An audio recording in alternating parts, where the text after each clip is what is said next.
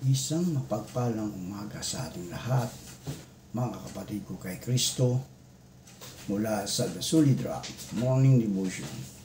Isang kagalakan na muli tayo ay makapagbulay-bulay sa salita ng Panginoon sa umagang ito.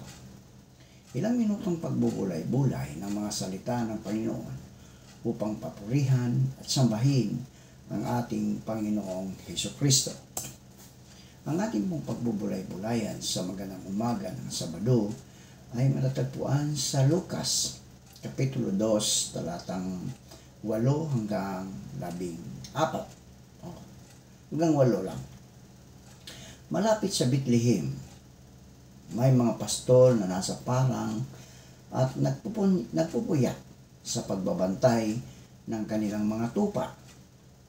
Biglang nagpakita sa kanila ang isang anghel ng Panginoon at nagniningning sa paligid nila ang nakakasilaw na liwanag ng Panginoon. Tayo po ay manalangin. Ama naming Diyos na mapagmahal, narito muli ang iyong mga anak upang sambahin ka sa isang magandang umaga na iyong ibinigay sa amin. Maraming salamat sa muli mong pagising sa amin at muli mo kami binigyan ng buhay at lakas upang kami ay patuloy na humarap sa hamon ng buhay dito sa mundong aming ginagalawan.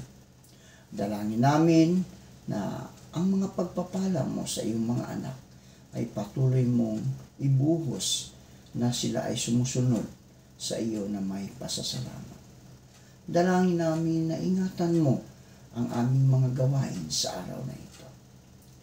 Panginoong Diyos, dalangin namin na pagalingin mo ang iyong mga anak na may mga karamdaman. Partikular na Panginoon, ang anak ni Ate Pili, Teotico, na pagalingin mo siya na upang ma-restore ang kanilang lakas na nawala dahil sa karamdaman. Salamat, Panginoon, sa mga kasagutan sa aming mga panalangin. Amen.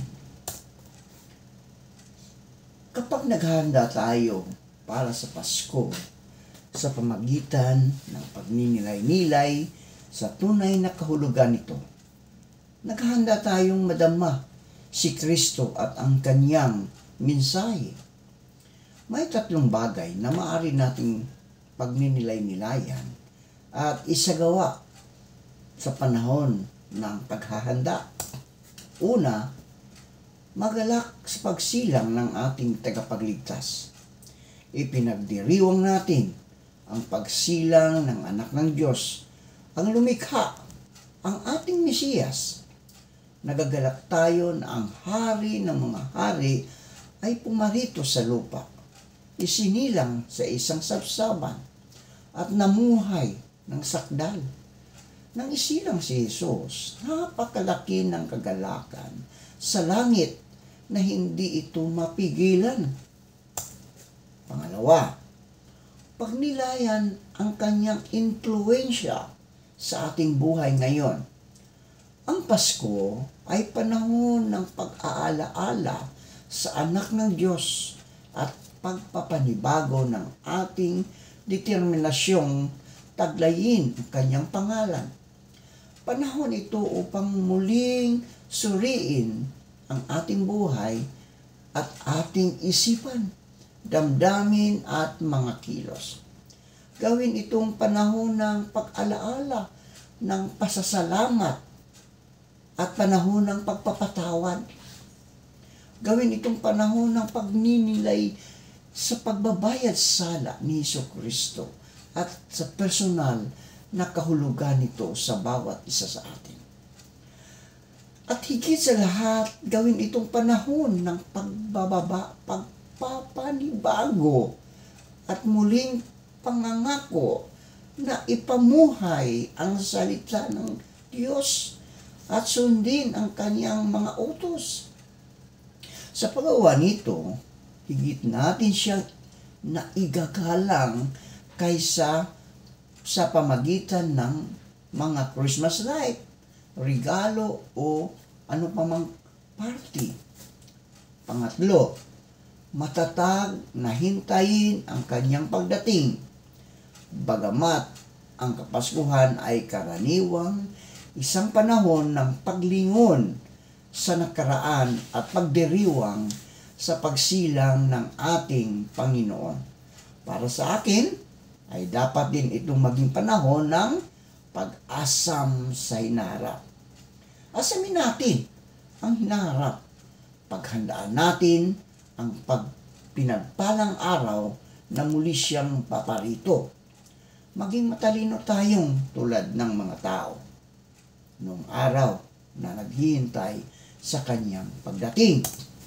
Dalangin ko na sa panahon ito at sa araw-araw, makita natin ang kadalisayan ng kwento ng pagsilang ng tagapagligtas at puso tayong magpapasalamat sa kanyang buhay, mga turo at nakapagliligtas na sakripisyo para sa atin.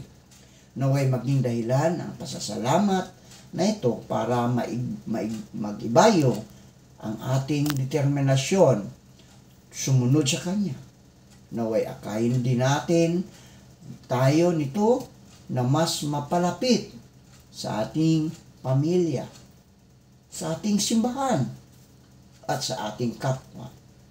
At naway matatag nating hintayin ang pinagpalang araw na iyon na muling pumarito sa lupa at nabuhay na mag-uling si Kristo bilang ating Panginoon at tagapagligtas, ating hari at ating banal na tagapagligtas. Manalangin tayo. Salamat, Panginoon, sa panibagong araw at buhay. Inialay po namin sa inyo ang buong araw na ito at ang aming pamilya. Gabayan at patnubayan niyo po kami sa araw na ito at ilayo sa anumang kapahamakan. Salamat, Panginoon, sa iyong anak na si Jesus na pumarito dito sa lupa upang kami tubusin. Ang kanyang pagsilang ay isang sakripisyo dahil siya, Panginoon, ang siyang inako mo upang tumubos sa mga kasalanan ng sanglibutan. Maraming salamat po sa pangalan ni Jesus na aming Diyos at tagapagligtas. Amen.